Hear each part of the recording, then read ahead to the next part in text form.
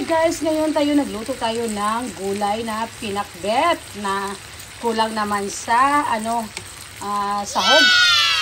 Nagisa tayo ng kalabasa with baboy, kaning baboy. Ayan, nilagyan ko po siya ng kalabasa at sitaw. Ang sarap. Ayan, haluin ko din siya ng ampalaya. Kasi meron pa ba akong palaya. At saka, hinalo ko na dito ang sitaw. Ayan, ampalaya na lang. Hinalo na natin ang ating sitaw. Ayan, so, ang sarap na. So, mamaya isusunod ko na naman ang ating ampalaya. Ito, ayan. Masarap siya. So, parang pinakbit ko siya. Pero wala lang akong bagoong at saka hindi ko na nilagyan ng talong. So, tatlong lang po. Klase. Kalabasa, sitaw, at saka ampalaya. Ayan. Sarap. Yun na. Nalakalagay na ang ating ampalaya. Ayan. So, ready to halo-halo na. Mix muna natin siya.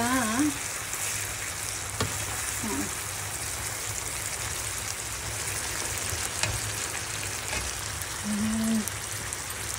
So, ang sarap na ating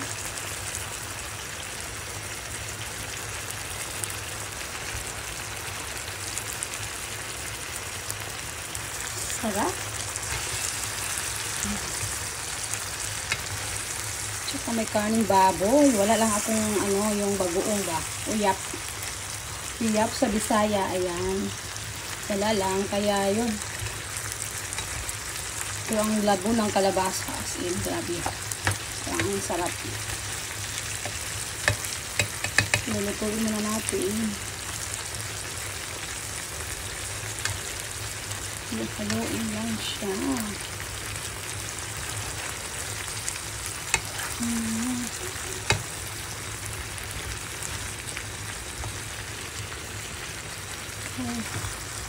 Ang laki. Dami ko nilagang paminta.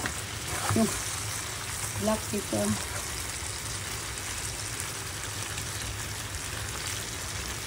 Kasi today is our palawagan, kaya magdadala kami ng pagkain.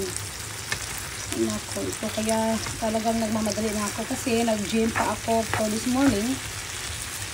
Pagising ko ng umaga, diretso ako nag-gym. Tapos yun, ito nakauwi na ng mga 10:30. Luto na naman agad kasi yun. Bago mag-12, dapat makaalis na ako ng bahay. Papunta naman sa paluwagan. So, ayan. Talagang mainit-init pang ating gulay. Pag dumating tayo doon. Ang gulay na pinakbet na kulang naman sa sahog. Kulang na ang pero okay na lang siya. Kasi mayroon akong tatlo yung kalabasa, sitaw at saka yung yung ampalaya kasi dito alam mo mahirap dito bumili ng ampalaya. Ito buti nakabili ako dito. Yan, kaya ang sarap na siya. Tsaka may kaning baboy ito. Yun nga lang, wala itong bagoong.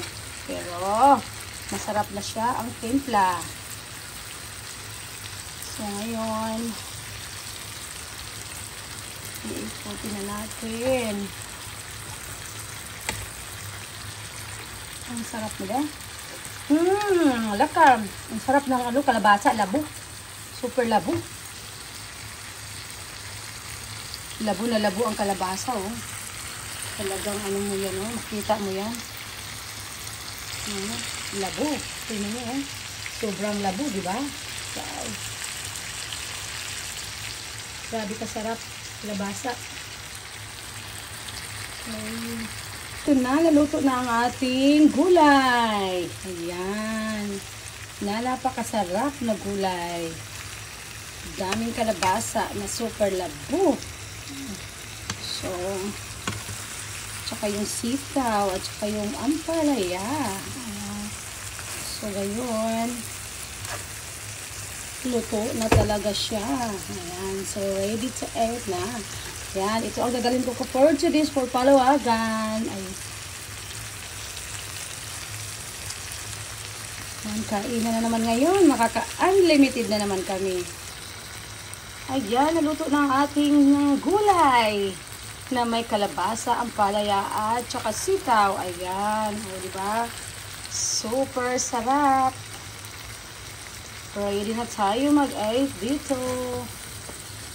Mga labs, yan. Sarap. Okay, thanks for watching guys.